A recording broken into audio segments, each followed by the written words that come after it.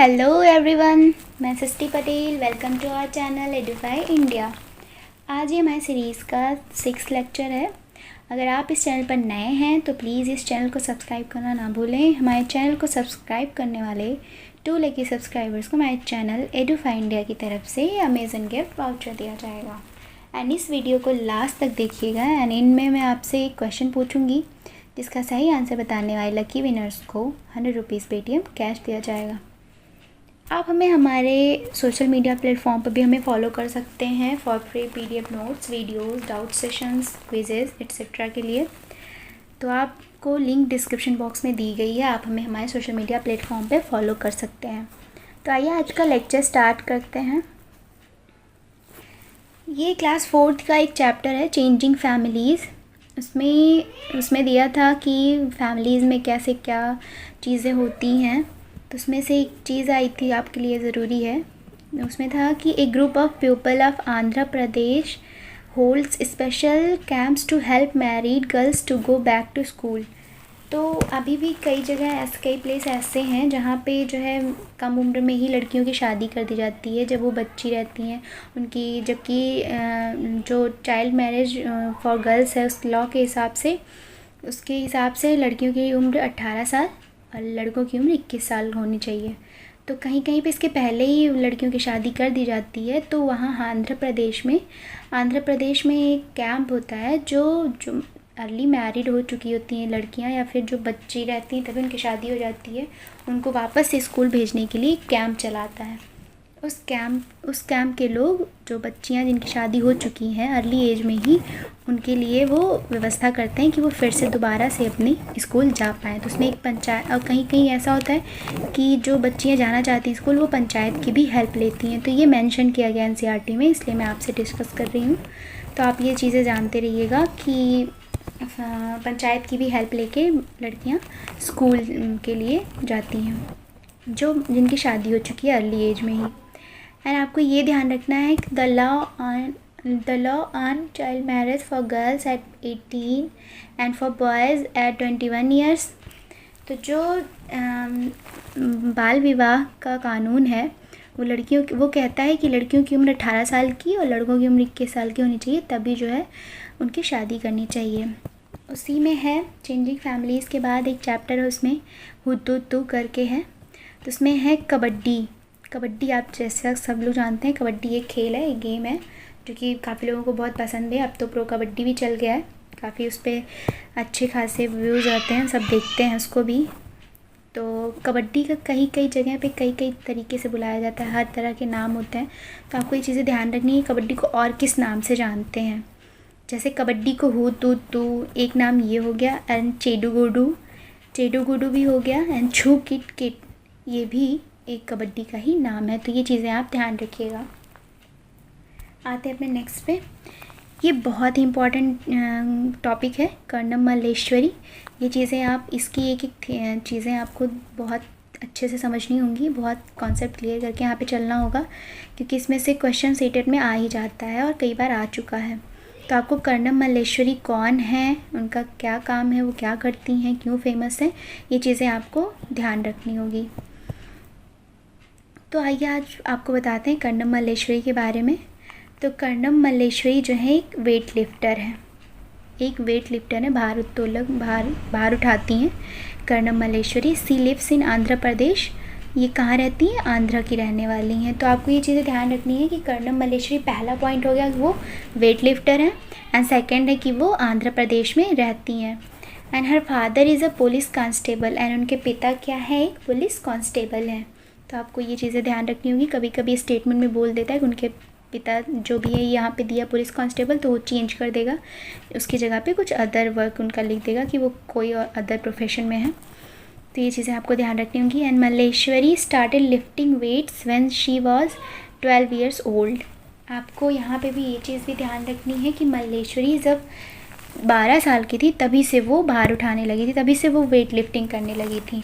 तो वहाँ पे ये आपसे ईयर चेंज कर देगा, 12 ईयर्स ओल्ड की जगह 13, 14 या 10 ईयर्स ऐसे वो कर देगा। तो आपको ये चीज़ें कंसेप्ट ध्यान रखना होगा कि कर्णम मल्लेश्वरी जब 12 साल की थी तभी से वो वेट लिफ्टिंग करती थी।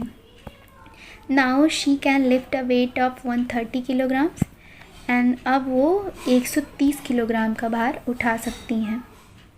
तो आपको ये चीज़ें ध्यान रखनी होंगी। सबसे पहला क्या कि कर्णम मल्लेश्वरी एक वेट लिफ्टर हैं और वो आंध्र प्रदेश की हैं और उनके पिता पुलिस कांस्टेबल हैं। एंड जब वो 12 साल की थी तभी से वो वेट लिफ्टिंग करने लगी थी और अब प्रेजेंट में वो 130 किलोग्राम का वेट लिफ्ट कर सकती हैं। And Karnam has won 29 medals in international events. Her 4 sisters also practice weight lifting. जो कर्णम है वो इंटरनेशनल लेवल पे 29 मेडल्स जीत चुकी हैं। तो आपको ये ध्यान रखना होगा कितने मेडल्स, और इंटरनेशनल लेवल पे 29 मेडल्स। एंड उनकी 4 बहनें जो हैं वो अभी भी वेट लिफ्टिंग की प्रैक्टिस में हैं। तो उसमें एक चैप्टर है, चैप्टर क्लास 4th में ही, वैली ऑफ फ्लावर्स। उसमें है कि वैली ऑफ फ्लावर्स ये तो है उसी का एक टॉपिक है, हुतुतु का ही एक छोटा सा टॉपिक है। ज्वाला, हीरा एंड लीला ये 3 बहनें हैं जो कबड्डी खेलती हैं। तो आपको ये ध्यान रखने में, कबड्डी से रिलेटेड उस चैप्टर से था ये। तो कबड्डी से रिलेटेड था। इसका क्या मतलब है कि ज्वाला, हीरा एंड 3 ये रियल में 3 बहनें हैं जो कबड्डी खेलती हैं और वो कहाँ की रहने वाली, मुंबई में। तो जैसा कि एनसीईआरटी में दिया हुआ है तो इसलिए मैं आपसे मेंशन कर रही हूँ, क्या पता वो आपसे पूछ ही ले कि ज्वाला, हीरा एंड लीला तीनों बहनें वो क्या खेलती हैं या कौन से स्पोर्ट्स में हैं। तो सब आता है एक चैप्टर वैली ऑफ फ्लावर्स। तो वैली ऑफ फ्लावर्स बहुत फेमस है, ये आपको जानते रहना चाहिए। अदर एग्ज़ाम्स में भी कभी कभी पूछ लेता है, केवल सीटेट में ही नहीं, अदर एग्ज़ाम्स में, 1 डे एग्ज़ाम्स में पूछ लेता है। तो वैली ऑफ फ्लावर्स किसे कहते हैं? उत्तराखंड, फूलों की घाटी उत्तराखंड को कहते हैं। And the flowers Bloom only for a few weeks in the year. और जो यहाँ पे फ्लावर्स खिलते हैं वो साल में सिर्फ कुछ हफ्तों के लिए खिलते हैं। तो ये चीज़ें भी आपको ध्यान देनी है क्योंकि एनसीईआरटी में मेंशन किया हुआ है। तो एनसीईआरटी की चीज़ों को थोड़ा फोकस करना पड़ेगा क्योंकि सीबीएसई वाले सीटेट में जो भी पेपर बनाते हैं वो एनसीईआरटी से ही पूछते हैं। तो एनसीईआरटी से वो कुछ भी टॉपिक उठा सकते हैं, इसलिए आप ये जानते रहिएगा। Valley of flowers Uttarakhand. And जो ये फ्लावर्स होते हैं ये सिर्फ साल में सिर्फ कुछ हफ्तों के लिए खिलते हैं। आते हैं नेक्स्ट पे, ये मोस्ट इम्पॉर्टेंट, ये तो बहुत ही इम्पॉर्टेंट है, सीटेट का फेवरेट है टॉपिक, ये मधुबनी पेंटिंग। तो आप ये इस पर ध्यान से सुनिएगा कि मधुबनी पेंटिंग आखिर है क्या, ये कैसी पेंटिंग है, कैसे बनती है और कहाँ बनती है, क्यों फेमस है ये। तो ये चीज़ें आपको ध्यान रखनी होंगी।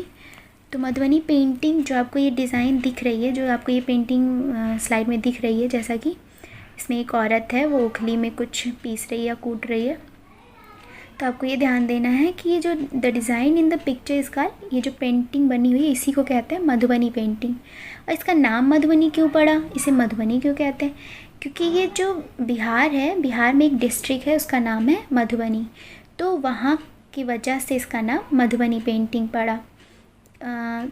और ये बहुत ही ज़्यादा बहुत पुराना लोक आर्ट है, फोक आर्ट है। और ये डिस्ट्रिक्ट इन बिहार काल मधुबनी, जैसा कि मैंने बताया कि बिहार में एक डिस्ट्रिक्ट है वो मधुबनी के नाम से जाना जाता है।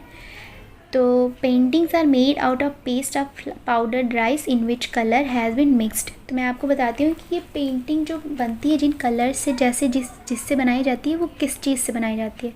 तो पेंटिंग्स जो बनती है ये जो चावल होता है उसको पाउडर जो पेस्ट होता है उससे मिलकर ये उसमें जब कलर मिला के इसको बनाया जाता है। तो आपको ये चीज़ें ध्यान रखनी होगी। स्टेटमेंट में वो दे देता है कि वो paintings are made out of paste of powdered rice की जगह वो चेंज कर देगा या फिर यही सेम स्टेटमेंट दे देगा। तो आपको स्टेटमेंट पता रहेगी किससे बनती है पेंटिंग, तो आप वो चूज़ कर लेंगे आसानी से। तो the colour used to make them indigo, turmeric. And the colour जो इसमें यूज़ होता है, जैसा कि राइस का पेस्ट तो बना लिया पाउडर, तो उसमें जो कलर मिक्स होता है उसमें मोस्टली क्या होता है, इंडिगो, जिससे हम लोग कॉमन में बोलते हैं नॉर्मल बोलचाल की भाषा में नील, एंड टर्मरिक तो सभी को पता होगा, हल्दी। तो जो उसमें कलर मिलाया जाता है मोस्टली इंडिगो होता है एंड टर्मरिक होता है, हल्दी और नील। And the painting show human beings, animal, trees, flowers, birds etcetera.